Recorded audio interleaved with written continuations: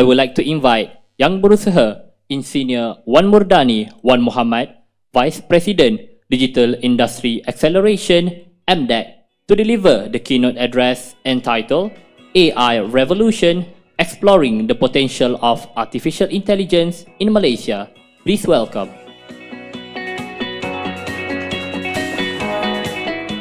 Assalamualaikum warahmatullahi wabarakatuh. A very good morning to all attendees, Mr. Kabinesh, Ms. Fisher, fellow MIM board members, friends from industries, Mr. Raymond, and a few of us. I think I've seen some of the faces, familiar faces in this room. So first of all, my name is Wan Murdani. I'm from MDEC. As you know, we are an agency under the Ministry of Digital. So our mandate is to drive digital economy agenda for the country. So in this session, first of all, thanks MIM for inviting MDEC. So we hope that we can use this session for us to share some of the insights that we have and how do we work together in ensuring that we can deliver the aspiration of the countries in terms of achieving the goals of an objective of digital economy. So I'm trying my best to share what we have. So the title was given of AI. So for all, disclaimer, I'm not an AI expert per se, but I think I'm going to speak in the context of what do we do in terms of enriching the ecosystem of AI and how do we get all the ecosystem partners to be able to work with us in terms of delivering the outcomes that is intended to be achieved as put forth by us, by the government. Okay, there are two things that I think in the context on how do we position MDEC as far as AI ecosystem development is concerned. The first one is in terms of driving the economic growth. How do we leverage on the benefits and the potential of AI in terms of elevating the countries in terms of driving the adoption of technology, attracting the right investments, and how do we build the talent for us to be able to run the country in terms of managing the expectation and also leveraging opportunities globally in terms of creating the economic impact of the country. And second one is, if you look at the sectors that are going to be impacted by the AI, I think we have to equally look on the importance of making sure that AI is something that while we develop AI, while we leverage AI, I think we have to be responsible in terms of ensuring that whatever that we do is not disrupting the socio-economic impact to the country, which means that how do we do it in a more safer environment? How do we do it in taking into account the infringement of certain data and things like that? So those are the two things that I think must be back on our head in terms of driving the agenda for the AI moving forward. So a bit of opportunities in terms of AI. I think we have been talking. AI is not a new technology; it has been in existence in the 50s, 60s in the different form. So, but lately, because of the advent of digital economy and the greater adoption of digital technology, you have seen that the rate of growth is picking up. So, if you look at AI in general in APAC, the market size by 2030 is going to be about 216 billion. But out of it, like a quarter or even a half of the market size is on the Gen AI. The question is, why do we see that trend has moved swiftly in terms of Gen AI? Because I think there is a greater mass of adoption by the consumers. I think if you adapt the consumers' pattern of adopting plus the enterprise, the industries, you can see it will go at a faster rate in terms of adoption. So I think this is where I think while we talk about AI, so we have to recognize that perhaps something that is close to our heart is how do we, as a consumer, make use of AI in terms of improving our services, improving our businesses. So you can see that there are opportunities out there that we can leverage of creating the opportunities, not only for the companies, but also for the consumers and the businesses, government and Rakyat as well, to make sure that we can responsibly use AI for the betterment of our economy, our socio-economic impact in that sense. So that gives us a flavor of where are we going in the next 5-10 years in terms of the market size, in terms of the growth, so we can see that we are on the right track. And then the question is now being thrown back to us is whether how do we get ourselves prepared for us to be able to leverage on this thing and really make the best out of it in terms of adoption. Okay, a bit of a mandate. If you recall that government has launched a new industrial master plan 2030, I think about a year ago, where emphasis are put on how do we elevate the smartness of manufacturing sectors. And AI obviously is one of the key enabler, tech enabler to enable that thing. So in doing so, we have to create the ecosystem, the right ecosystem that will be in existence with the manufacturing sector, for example, right? So in this case, MDEC has been mandated to drive that thing on the two fronts. The first one is in terms of building the capability. When we talk about the capabilities, the first is about the companies, our tech ecosystem. Do we have enough talent within the ecosystem for us to run this thing? So these are the things that the question that have to be thrown back to us to see what are the interventions and the program that can be put in place to address specific gaps when it comes to AI. And the secondly is in terms of building our local tech ecosystem. The companies that are operating in the various level of AI platforms that will be, or models that will be needed for us to ensure that we can drive that adoption. We can have more solutions that are meant to serve the sectors that we are promoting. So if we are promoting manufacturing sector, if we are promoting healthcare, then I think efforts has to be equally made to make sure that we have matured enough ecosystem to drive the adoption, to invest in the technology, to make sure that that particular sectors can adopt to that technology and eventually contribute to the economy. So in essence, knowing what are the demand, what are the needs of the sectors, what are the challenges, that needs to be translated into the capability of the local ecosystem, especially local ecosystem. But I think Mr. Kamanesh mentioned about the investment that we have put in just now. Foreign investment is a good thing that we bring in because some of our local ecosystem may not be able to drive that investment to build up the capability. So we need to bring that kind of investments. Then we have to be very smart in bringing the right and high value investment that would create impact to our ecosystem.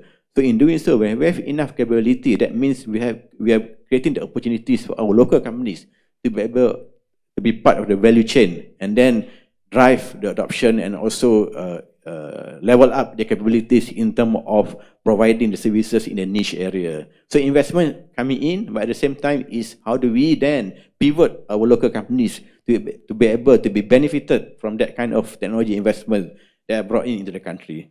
So these are the things that I think we are quite committed in ensuring that we can draw up programs, deliver it and execute in a more effective manner to make sure that at least from the perspective of NIMP, then we have the ecosystem, we have talent, we have capability to make sure that we can drive the agenda of the country as far as pushing the manufacturing to a level where they can use technology, especially on AI, in driving the productivity and in bringing more values to the production lines and things like that. So hand in hand, we are working closely with MITI on this thing to make sure that the demand and the supply can be matched equally, and how do we fill up the gaps in terms of addressing certain challenges that might have from this kind of plan.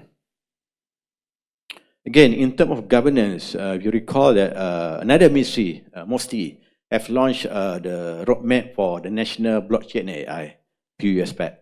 So that shows that inter-ministries working together is crucial in ensuring that each of the stakeholders can contribute effectively towards achieving the national agenda. So we are proud to be part of this thing. If you look at this setup, there are a few sub-clusters or working group that looks into the governance, that looks into the talent, that looks into industry development, because each of us have a role to play in ensuring that whatever that we do, whatever that we develop, must be in tandem with the development of other agenda within other ministries and agencies. So that this will give us a right platform for us to be able to come together and then share what are the challenges, what are the opportunities, and coming out with a program that will be delivered to the right communities, right sectors, to make sure that it is aligned to the national agenda. So these are the things that will be, to me, to us, it's going to be a platform that would give opportunity for us to be able to share what are the insights and also what are the lessons learned from other ministries, other agencies in delivering this thing.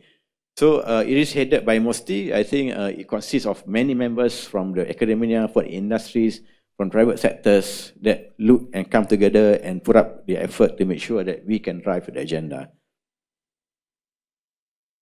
Okay, a bit of what we do. As I said earlier, maybe perhaps just expanding on what I said earlier, when we bring in the investments, so I think equally important is how do we drive the local agenda, the local ecosystem. Since the inception of MSC back then in 1996 to where we are today, we have about 3,000, 4,000 odd companies that have been given the status.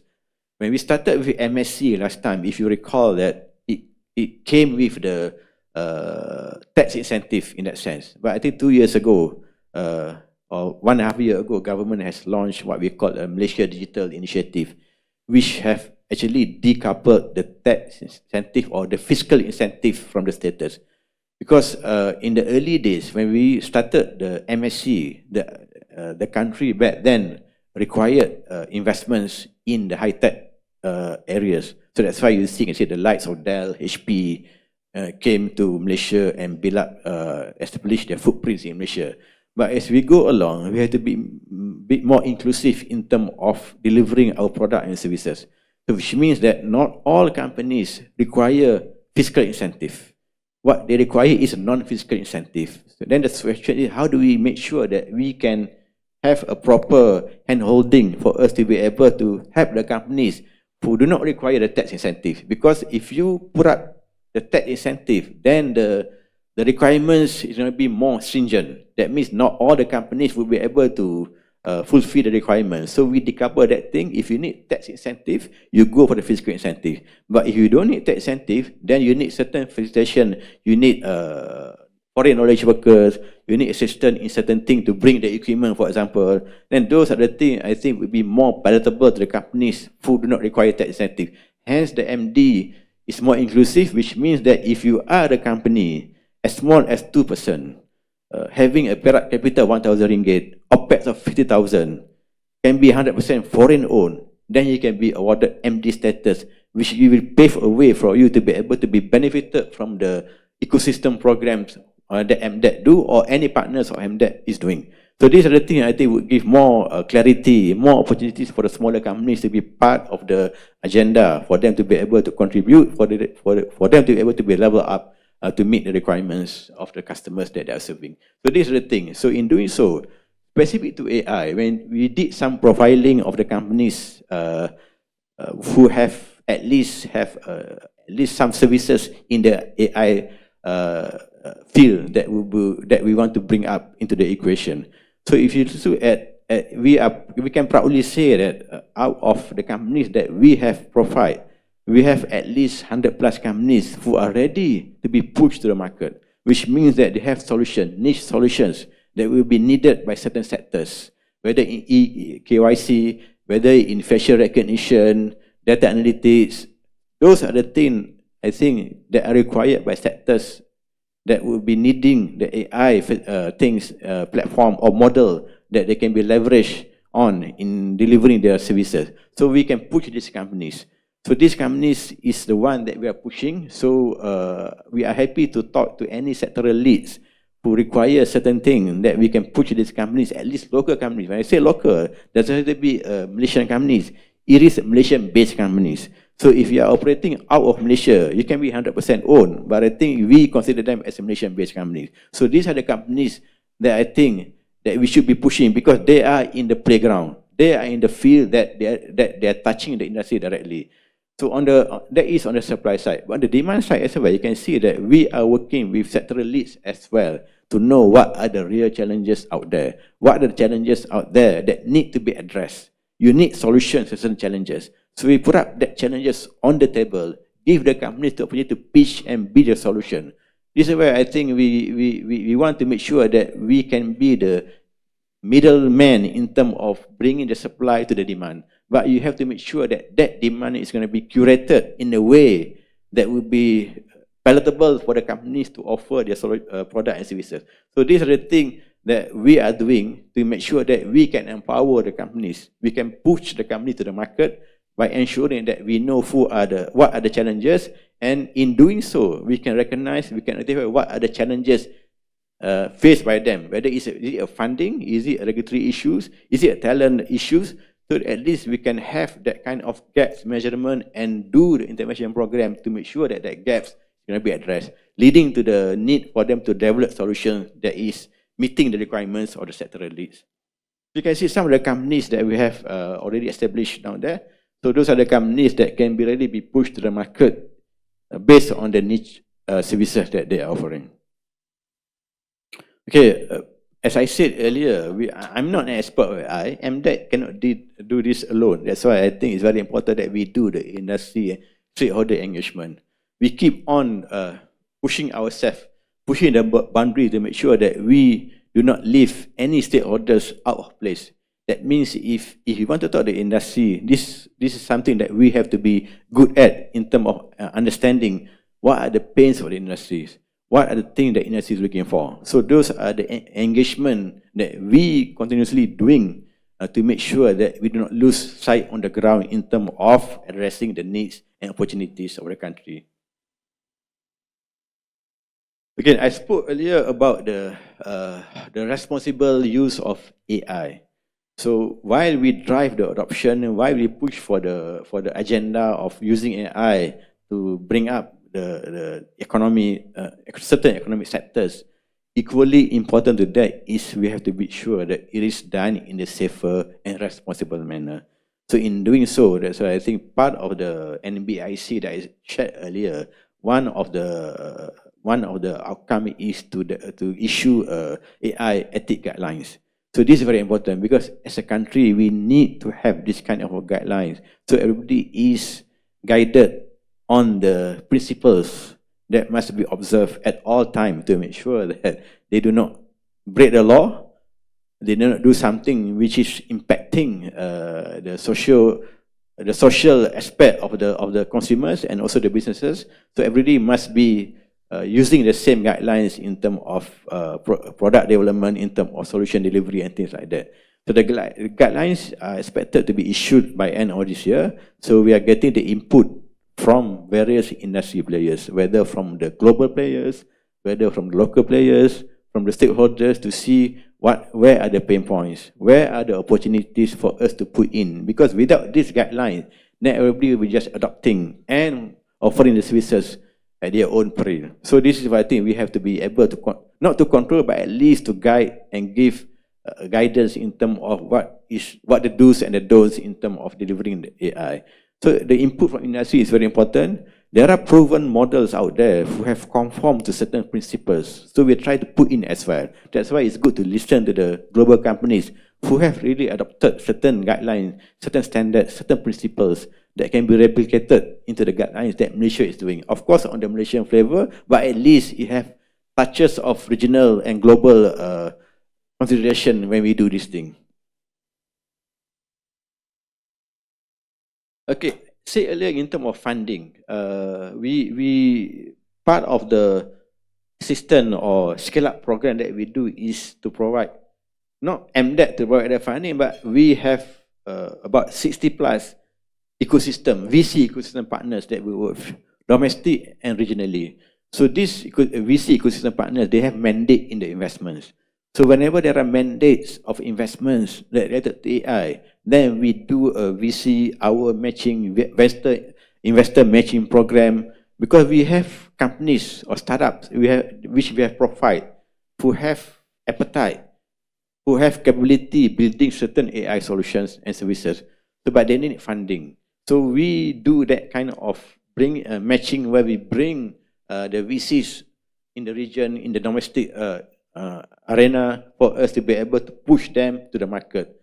So, and then we have seen that about close to $70 million deals have been executed as a result of this thing. So it shows that if given the right resources, given the right assistance, this company can grow.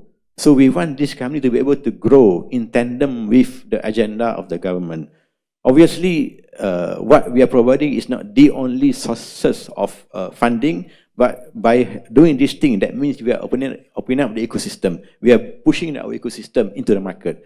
So by doing this, so it will open up the eye of other ecosystem players, other funders, other investors, other corporates who may want to put up some money for them to be able to invest in the companies, maybe for their own use of AI, which means that they have skin in the game That means they are investing on something that they're going to use. So this is something that we want to do to make sure that we can enrich the ecosystem as far as funding is concerned. Talent. I think the issue of not having enough talent is not unique to Malaysia. It is a global issue. It is a regional issue. So everybody in every sector will always say that they do not have enough talent. That is given. But the question is perhaps a sharing of what we do at MDEC. As I said earlier, MDEC is not the talent production factory. We do not produce talent for the whole of Malaysia. But we are doing some interventions to make sure that at least we can address the gap and also paving the way for some of the changes out there for us to be able to realize or to have right talents for the right industry or right sector that we are promoting. So if you look at the scope and breadth of what we do, we cover from the school to the tertiary to the professional. So from the tertiary, obviously, we are working with MOE to make sure that at least we can do some programs that will at least give the exposure to the students and the teachers. So these are the things that we do on a year in, year out. And then eventually we want to make sure that this program is going to be replicated, scale up, or roll out by MOE. Because we have 10,000 schools in Malaysia. So can you imagine if we don't partner with MOE, if we don't partner with industry practitioners, how do we reach out to that thing? So these are the things that at least we do our part in terms of putting in that element into the school. For example, like we have trained about 500 teachers who we call Cikgu Juara Digital. That means they are the change agent in the school. We need that kind of change agent at the school, at the grassroots, to make sure that all the impact, all the communication on the technology would be communicated by these counselors and teachers. And then on the tertiary side, again, if you look at how do we tweak the tertiary syllabus, anything that is within 30% do not require MQA. So this is where I think we are getting the input from the industry practitioners, professionals. What are the things that has to be imparted as part of the syllabus? So this is where I think we have about 20 what we call Premier Digital Tech Institution or PDTIs, which has been accorded by MDEC and Ministry of Higher Education as the institution that have at least certain faculty producing certain number of students in the IT that will be putting into the job market when they graduate. So we work closely with them and we get all the industry input on what are the changes that need to be done in the universities. And we also train the lecturers, what we call train the trainers, to make sure that lecturers are also equipped with this thing for them to be able to transform the students that they're teaching. And on the right side is workforce. This is where I think the intervention on the professionals who are working out there. When you talk about not having enough talent, so the option is whether we risky that talent. Because sometimes we cannot add up, we cannot keep on putting the new numbers, but some of the things that at least from our perspective that we think from the input from the industry, that we think certain skill set may not be required that much as compared to other certain skill set. This is why the reskillings are being done in that sphere to make sure that at least we can reskill certain professionals who we can put in the job market that is involved in the technology that we are focusing on. So those are the interventions that we do. Again, it requires hand-holding with all the stakeholders, and not only MDEC is doing things, of course we do have other agencies that look into these things such as Shadi Corp and things like that. So it is a concerted effort that we are doing. But at least from the digital perspective, MDEC is raising our hand and leading this thing to make sure that we can fulfill the requirements of the talent when it comes to the digital sector.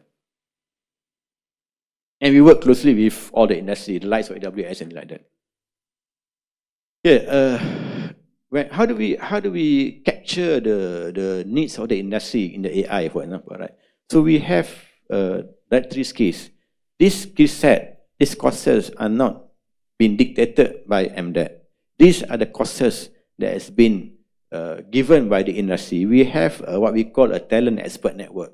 So the talent expert network consists of several industry practitioners and professionals who advise us on what are the skill set required, then the courses required for us to be able to close the gaps that we found out in our survey, in our engagement with the industry. Then that courses are listed in the directory, and these courses are the one that we are putting in. For AI, artificial intelligence, we have 6 courses under that. It is one of the fastest growing courses listed in the directory that shows that there are enough uptake in this thing, and we have enough experts out there who have given us input in terms of what the courses that are required. So the training partners, so those are the, because we don't do our own training, but we work together with training partners, qualified training partners, who then will be the one that delivering the courses and training to the workforce that we are putting in. A bit on the infra. I think Mr. Kabanesh mentioned just now on the 60 billion investment, and most of the investments are dominated by the data center and cloud. So it is a good window for Malaysia to position ourselves as an emerging AI hub in the future. You know why? Because we have few of the global players who have set up data center footprint in Malaysia, in Johor, in KL. So in any AI, the requirement is always about computing power, it's about the GPUs, about that thing. So by having that foundational infrastructure in Malaysia, so all it takes is for them to pivot a bit and rescale their investments to be able to have AI infrastructure that would then be needed for us to be able to roll out more AI models, more services into this thing.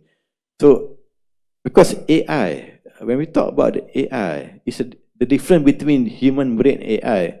Because as a human, of course, the potentials are limitless. But imagine if how long can you be thinking? Can you think 24 hours without sleep, without eating? But the machine is the one that will do that thing. They do not have emotions, so they can do that thing as long as enough learning, enough data sets have been fed to the machine. So these are the things that I think we are putting in order for the machine to learn, to relearn, and to process all the data. Then you require this kind of infrastructure. So at least this footprint already in Malaysia. That means it gives a cheaper access, faster access to the infrastructures if we were to develop AI model in Malaysia by those companies that I mentioned earlier. So these are the things that put Malaysia in the right position for us to have end-to-end ecosystem as far as AI services delivery is concerned. So all in all, I think Malaysia is at a crossroad, at the right junction in terms of deciding our future on how do we want to do about AI, while not forgetting all the safety, security thing that or I mentioned just now, dealing with data and this thing, personal data. The government just passed the cybersecurity bill 3 months ago. I think in terms of policy direction, we are there to make sure that it can balance the development of the technology as we go along. A bit of slice and dice of what AI.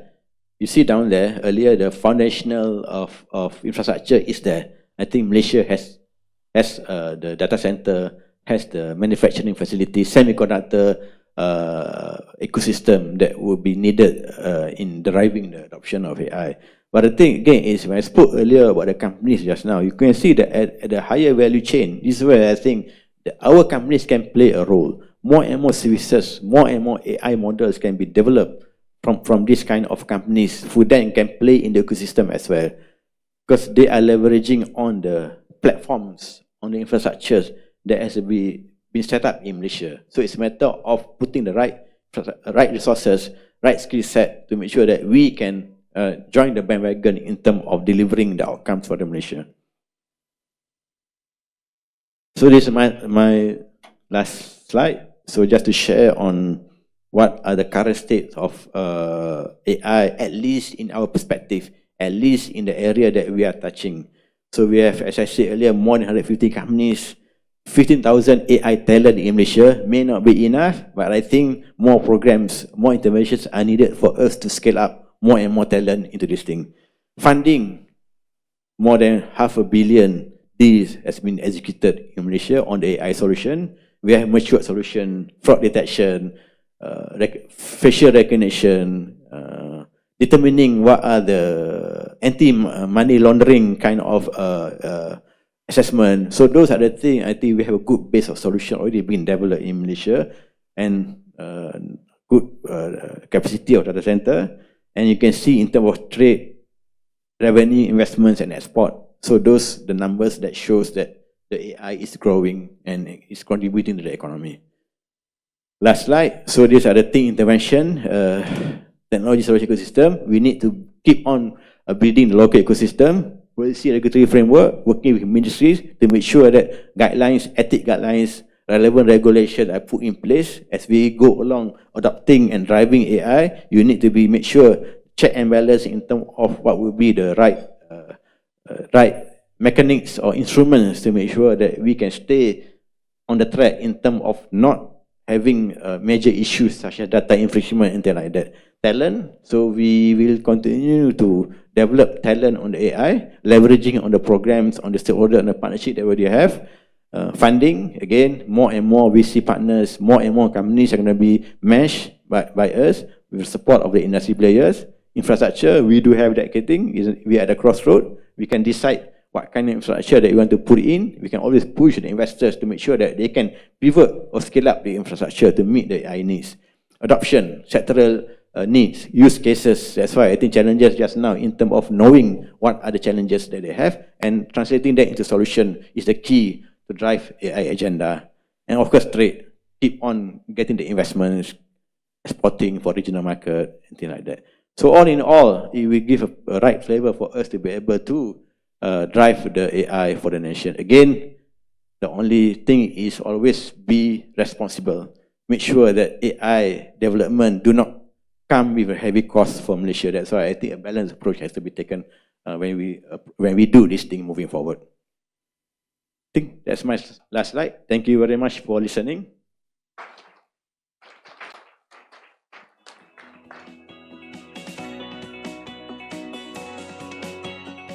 All right, so we will open the floor for questions to our panel speakers today. Okay, please come forward. Assalamualaikum. Thank you, Dr. Wan Murdani. I'm Sharifah, Innovation and Nuclear Advocate. I'd just like to make two references to your presentation. One is with regards to funding, the necessity to get more funds for this AI industry. And I've seen that under your slide, the focus was on venture capital funding, and that you mentioned MDAC does not have a specific fund, but you work with others. So two questions. One, previously, MDAC has the MSC Venture Funds, but now it's closed. Do you feel with the emergence of AI that more funds are required? And since you mentioned you're the middleman, that MDAC could consider getting another dedicated AI fund? First question. Secondly, is there any local funds that is AI dedicated? Because now we have a very generic fund. So when it comes to evaluation, assessment, it's quite difficult. And I'd like to share, recently I attended the Hive event at Securities Commission, and the founder has mentioned that they are going to have a specific AI fund. Would MDAC already have approached them in order to harness this? Thank you. Thank you, Puan Sharifah. So first question is whether MDAC is going to be recreating the MSCVC. I think something that requires a thoughtful thing from the board. But again, I think that doesn't mean that we are not going to be involved in that thing. I mentioned the VC just now. So we are working with a few corporates because they have some money allocated out of balance sheet for it to be thrown in the market. So we are working with a few of them. I cannot name, but you know who they are. In terms of who are the corporates that have that kind of financial strength in terms of putting that money. So we're working with them to make sure that at least on our side, our duty is to share that these are the opportunities, the sectors or tech sector that we are pushing. With all the company that we have, with all the ecosystem, we are doing justice to the ecosystem into putting that to the corporates to make sure at least they have the mandate of a certain slice of funding to fund this kind of thing. So we are working with that thing. And then secondly is in terms of the questions on the, what is the second question is on the, the corporates, I answered that on the VC. Whether the Hive Global Venture Fund that they're going to set up, they have approached MDEC to come aboard. I think Hive is one of our partners that we're working with.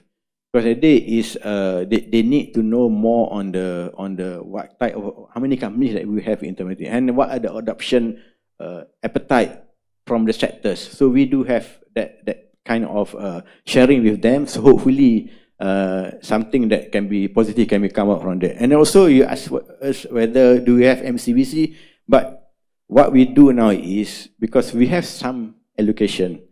So the intention is to create AI fund, but it has to be a joint with corporates. That means a matching. Let's say you're putting RM1 and then corporate is putting RM3, for example, right? So those are the things that we want to push because I think they need to be motivated on putting in the money. So this is some of the option that we're working with all the corporate ventures.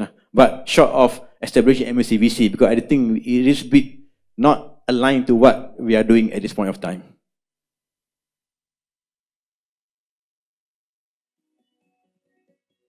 Good morning, Mr. Mudani.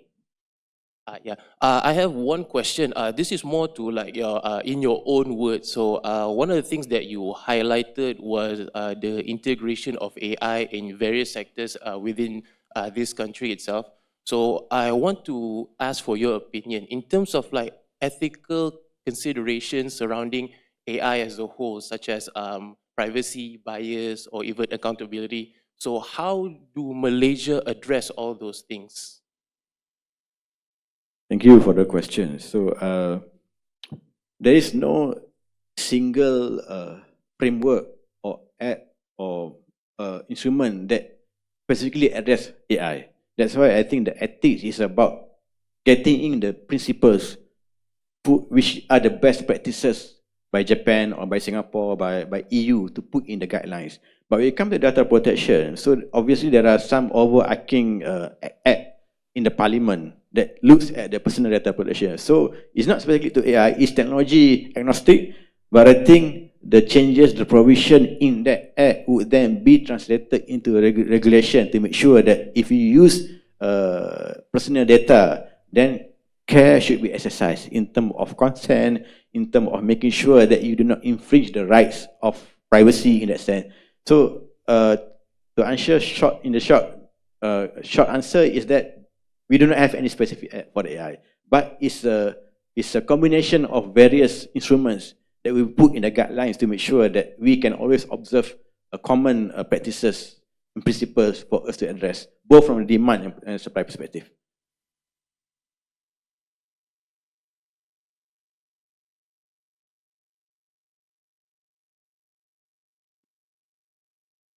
Good morning, IR Murdani.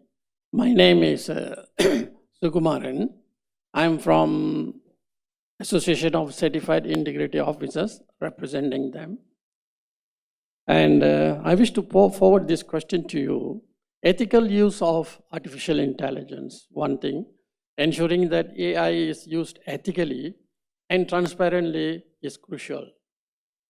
Clear guidelines and oversight are necessary to prevent misuse. Secondly, data privacy. Protecting the privacy and confidentiality of both the data analyzed and is paramount important. And one more, this needs ethical legislation. I understood that MOSTI is taking over charge of this set. I mean, these guidelines and forward to PM department. Is that true, or MDEC is taking the responsibility? Thank you very much. So maybe two things that in terms of ethical, there should be some practices that has to be adopted. For example, like if you have AI generated content, there will be a watermark in that thing to show that it is AI content. But secondly, in terms of guideline, mostly was, as I shared earlier, that National Blockchain AI Committee looks into the development of the guidelines. It's a guideline. It's not an act. It's not a regulatory framework. It's a guideline based on best practices. So that is currently undertaken by MOSTI. But they are working together with our Ministry of Digital, to make sure that it has the alignment in terms of what are the challenges that is being faced by the industry, what are the concerns of the consumer. So we are using that platform to make sure that all elements are put in place. The question whether it is sent to PMO, I think the MOSTI will be in a better position to ask, but it's not been finalized yet. So there's still engagement, consultation currently being done to finalize that guidelines. So rest assured that I think all the inputs have been taken into account, and I can assure you it's not finalized yet. So it's going to be, if I'm not mistaken, by end of this year for it to be finalized. I have seen a few drafts, so there's some improvement to be made. Our ministry is working with Ministry of Digital to make sure that all aspects are taken into account. Assalamualaikum, Doctor. My name is Liana. I'm from the Global Research Network. Thank you for sharing MDEC's plans, giving us visibility on what's next for AI. And funding seems to be, getting investment seems to be a very big issue. In 2021, MOSTI launched national roadmaps for technology, and there were a lot, 7 if I'm not. So AI at that time was only one, and there were also blockchain, the development of materials. And now the new rising interest is in MDEC, although there is no national roadmap, is the metaverse. So my question is, with all the efforts and focus in AI, what would be the fate of trying to pull in investment for the other technologies so that we're not left behind? Thank you. I can't speak on behalf of MOSTI, but at least from MDEC perspective, we do have our focus tech sectors. As you mentioned, there are 5G, artificial intelligence, blockchain, metaverse, and cloud. So those are the things which is what we are focusing in terms of investments. So the reason that those are the one that we focus on, because that is the opportunity that we see. But that doesn't mean that other thing that MDEC has been doing before is left out. No. So because it has to be aligned with current national initiative, NIMP, NETR. So those are the principal guidelines that we use for us in coming out with our tech sectors. So if you see before this, we have BDA, we have IoT, that is still coming in, because you can see that you cannot see technologies in isolation. Cybersecurity, for example, right, is one of the focus areas that we do, because for us to be able to have a good AI model, that means we have to get investments in cybersecurity. So if you look in totality, those are the tech enablers that we're putting in. So investments are driven by the need for that technology to be invested in Malaysia. So I don't see any from MDEC perspective, I don't see anything that will be left out from what we have done earlier. All right, so we will take good morning. one final question. Thank you. Good morning. My name is Anand. Digital disruptions need inspiration. Yeah. What happening in market is user applications and user experience in terms of case studies are not being shared by the government or relevant agencies. A lot more talks on the frameworks. We need inspirations. The industry needs inspiration. Therefore, does the agencies and government working clearly with the vendors give us inspirations? Thank you. Yes, I think right question. Yeah, I mean, at least from MDEC, that's why when you see that challenges now we put in, because we need to make sure that use cases, challenges must come from the sector, from the industry. So at least if in the sphere of MD just now, we are sharing that use cases at least to the MD companies, because our mandate is MD companies, but that doesn't stop us from sharing from other industry as well. So from our perspective, yeah, we do share that thing. Given that use cases are not sensitive, are not being something that the sector lead would be not comfortable of sharing, those especially the regulated use cases. But the non-regulated, I think we have no problem of sharing the use cases. So but it may not have a national perspective because we only do certain things which is within our mandate.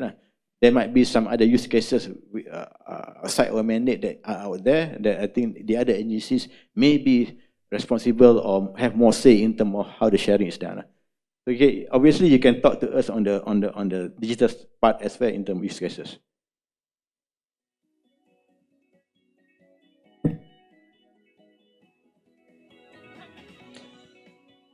Thank you, Yang Berusaha Engineer Wan Murdani, for the wonderful and insightful sharing.